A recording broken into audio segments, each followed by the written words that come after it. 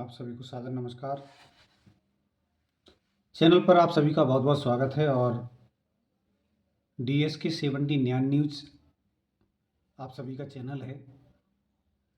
इसको एक लाइक और एक सब्सक्राइब का बटन दबा दीजिए जिससे आपका चैनल आगे जाए और ये आपका भाई अपने शिक्षा मित्रों की पीड़ा को निम्न स्तर से और ऊंचे तक ले जाने का काम करे। हमारे शिक्षा मित्रों की समस्याओं को लेकर के बहुत सारे चैनल चल रहे हैं।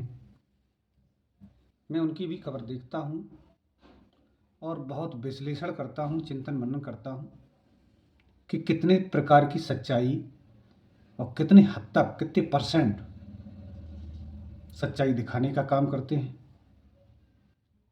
मैं किसी चैनल की बुराई नहीं कर रहा हूँ, अपने स्तर से सब अच्छा काम कर रहे हैं, लेकिन ये हमारा चैनल आप सभी की पीड़ा, आप सभी की समस्याओं को उठाने का काम करेगा।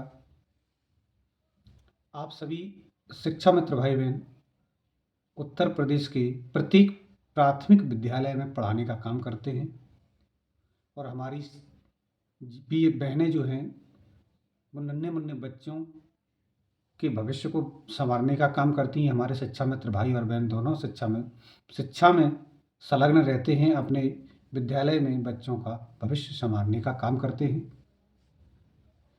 जो हमारे वरिष्ठ साथी शिक्षक जन हैं, निश्चित ही प्रेरणा, निपुण, भारत संपन्न के लिए अपनी प्रयासरत हैं और बेसिक शिक्षा विभाग उत्तर प्रदेश के लिए शिक्षा मित्र भाई बहन दोनों तन और मन दोनों से बेसिक शिक्षा के नन्हे मुन्ने बच्चियों का भविष्य संवार रहे हैं। चिंता का विषय यहाँ खड़ा होता है कि आज शिक्षा मित्रों को 20 वर्ष से अधिक, कहने को 23 वर्ष लगभग होने जा रहे हैं, उनका कार्यकाल हो गया। कार्यकाल तो हो गया और शिक्षा व्यवस्था जब चरमरा रही थी उत्तर प्रदेश में, तब शिक्षा मित्रों ने बेसिक शिक्षा को मजबूती प्रदान की और बेसिक शिक्षा विभाग में जहां बच्चे सरकारी स्कूल में आने से कतराते थे, लोग अभिभावक समाज में जो हैं, बच्चों के माता पिता सरकारी स्कूल में बच्चों को पढ़ाने के लिए तैयार नहीं होते थे, उस समय शिक्षा मित्रों ने बेसिक शिक्षा विभाग की स्थिति को सजाया और संवारा है। हम शिक्षा मित्र भाई बहनों के पढ़ाए हुए बच्चे सरकारी जॉब में नौकरी कर रहे हैं। बड़ा दुर्भाग्य है कि हम स्वयं नौकरी तो कर रहे हैं लेकिन हमारा भविष्य निर्धारित आज तक नहीं हुआ। सरकारें, कोर्ट, राजनीति, तीनों का शिकार उत्तर प्रदेश का बेसिक शिक्षा विभाग का शिक्षा मित्र ही उसमें पिस रहा है। जैसे ही समायोजन रद्द होता है, शिक्षा मित्र निराश और हताश है और उत्तर प्रदेश की वर्तमान सरकार 2000 पहली पंचवर्षीय सरकार में शिक्षा मित्रों को कैबिनेट में एक समाज सेवक का नाम दे करके 10,000 रुपये मानदेय देने लगती है। पहले तो शिक्षा मित्र बेसिक शिक्षा विभाग का कर्मचारी होना चाहिए। हमारे जो प्रदेश कार्यकारिणी के लोग हैं, जो एक आदेश आया था जिसमें समाज सेवा का नाम शिक्षा मित्रों के साथ जोड़ा गया, वो बहुत ही गलत था। जब शिक्षा मित्र योजना विश्व बैंक सर्व शिक्षा के माध्यम से शुरू हुई थी तो अध्यापक की जगह पर ही शिक्षा मित्रों की नियुक्ति करने का आदेश हुआ था और जैसे अध्यापक रिटायर होते जाएंगे और शिक्षा मित्रों को अध्यापक बनाने का काम उन्हीं के पदों पर किया जाएगा, ऐसा आदेश हुआ था। लेकिन तत्कालीन सरकारों ने प्रशिक्षण कराया। हम उस कहानी पर नहीं जाएंगे, हम सब उससे अवगत हैं। लेकिन आज की वर्तमान स्थिति पर प्रकाश डालना बहुत ज़रूरी है। चलो हम उस तरफ बढ़ते हैं। अगर आपको सूचना अच्छी लग रही है तो लाइक ज़रूर कर दीजिए। आप सूचना कहाँ से देख रहे हैं तो कमेंट में एक छोटा सा कमेंट ज़रूर भेजिएगा। और आप सभी से निवेदन है कि आप अपना चैनल समझकर इसको सब्सक्राइब ज़रूर कर लीजिए। और एक बटन दबाने से आपका कुछ खर्च होगा नहीं, लेकिन आपकी बात निम्न स्तर से उच्च स्तर पर ज़रूर पहुंचाई जाएगी। जितना आप सब्सक्राइबर संख्या को बढ़ाएंगे वैसे ही आपकी बात अधिक से अधिक जनमानस तक पहुंचेगी। तो निश्चित ही जो समस्या है उसका समाधान सरकार ज़रूर सोचेगी और आपकी बात चैनल के माध्यम से हम सरकार तक भी पहुंचाने का काम करेंगे। चलते हैं अपनी बात पर। दोस्तों, बहनों, आदरणीय शुक्ला जी की जो कमेटी का जो अभी समय दिया गया है वो 31 दिसंबर 2023 तक है। आगे की जो रणनीति है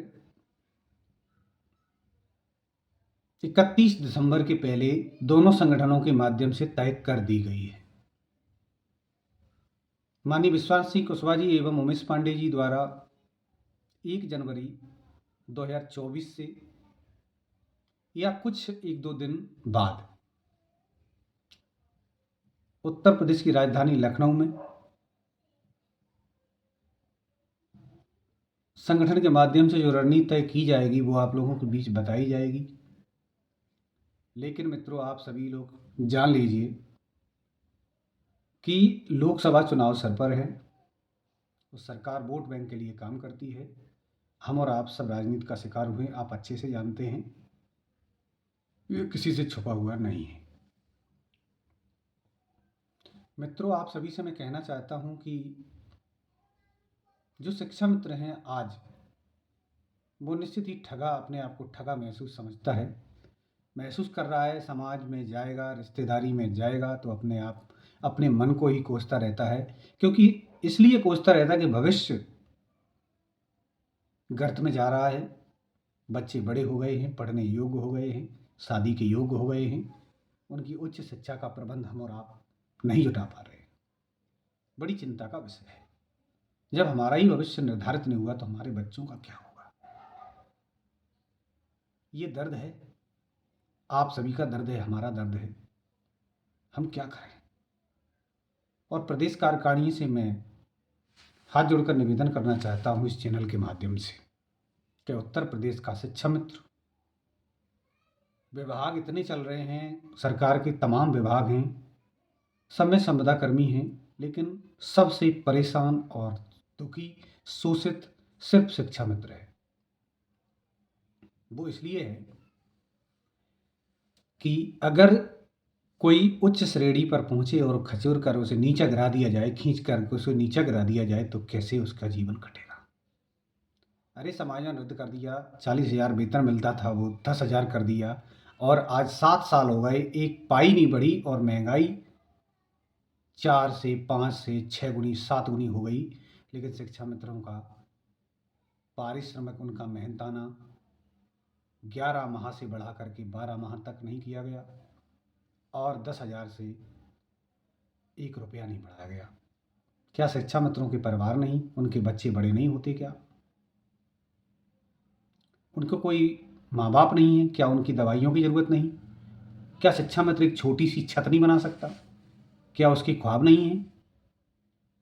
निश्चित ही शिक्षा मित्र कहीं ना कहीं मानसिक प्रताड़ना झेल रहा है, और इसी को झेलते झेलते झेलते झेलते आज हमारे सब शिक्षा मित्र परिवार से 10,000 लोग दिवंगत हो गए और दुनिया छोड़कर चले गए। यूं कहें कि अपने लिए शहीद का नाम दे गए। शहीद इसलिए कहा जाता है कि वो एक आशा का पहाड़ लेकर जी रहा था कि सरकारें ये आएंगी, वो सरकारें आएंगी, हमारा आज भला होगा, हमारा कल भला होगा। लेकिन उम्मीदों के पहाड़ के सामने शिक्षा मित्र आज निराश और हताश और अपने आप को ठगा महसूस कर रहा है। ये आप सबकी पीड़ा है, पीड़ा सबके पास है, लेकिन कहें तो किससे कहें, कोई सुनने वाला नहीं। दोनों संगठन लगातार प्रयास कर रहे हैं, सरकार कमेटी का खेल करती है और शिक्षा मित्र बेचारे आशा के पहाड़ के तले इतने दब गए हैं कि वो उभर नहीं पा रहे हैं।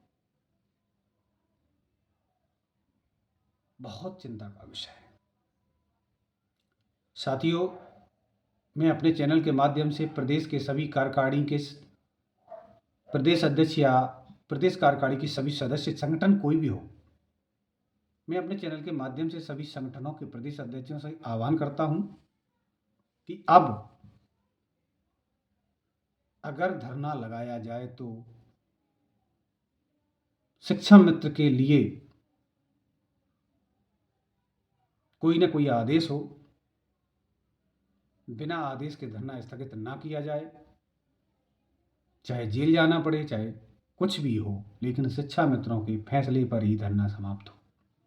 आश्वासन पर लगातार 7 साल हो गए, लगातार आश्वासन मिलते हैं, लेकिन आश्वासन अब शिक्षा मित्र नहीं मानेगा।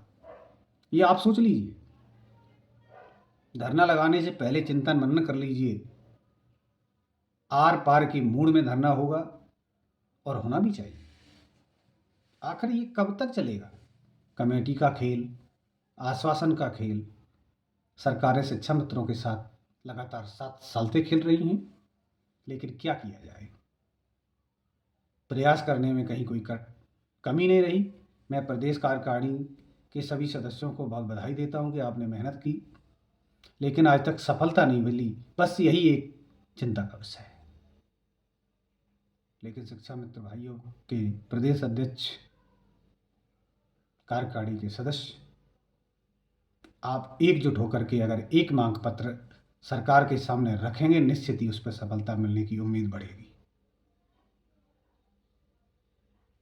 शिक्षा मित्र मांग अपने संगठन के माध्यम से सरकार के सामने रखें और मांग लगातार रखते भी आ रहे हैं। मांगे सिर्फ, आप जानते हैं, अन्य राज्यों में शिक्षा मित्रों को 10,000 नहीं मिलता, उनको पूरा वेतन मिलता है।